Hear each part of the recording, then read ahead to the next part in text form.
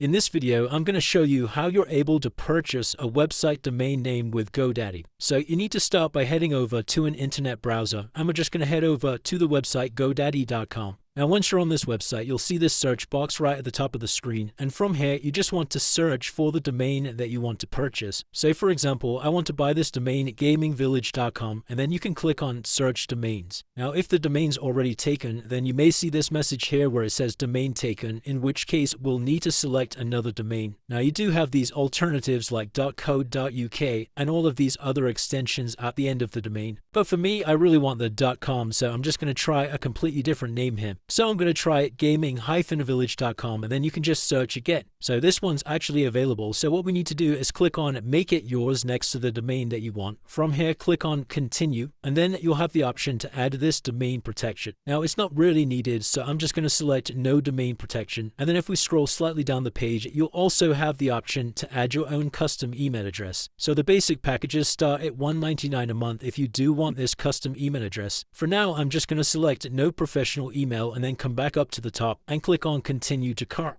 Now from here, you can select how long you want to register this domain for. I'm just going to select 1 year, and then we can renew it automatically each year. And as you can see, this will bring the cost right down. So once you're happy with all of your settings here, we can then click on the have a promo code button. And if you do have a promo code, then enter it in this box. If you don't have a promo code, you can always try searching for Google GoDaddy promo codes. And sometimes you'll be able to find these free ones on these coupon websites. Now, once you're ready, click on I'm ready to pay. And from here, you can either sign in to your existing account, or you can create a new account with either Facebook, Google, or your email address. Because I already have an account, I'm going to press sign in. So once you're signed in, make sure you've added your billing information as well as your payment information, and then you can go ahead and press complete purchase. Once you purchase your domain, if you want to find it, you could just click on your profile icon in the top right hand side. Select My Products, and from here, you'll be able to see a list of all of the domain names that you currently own. And it's as simple as that, guys. If you did find this video helpful, then let me know in the comments below, and I'll see you in the next one.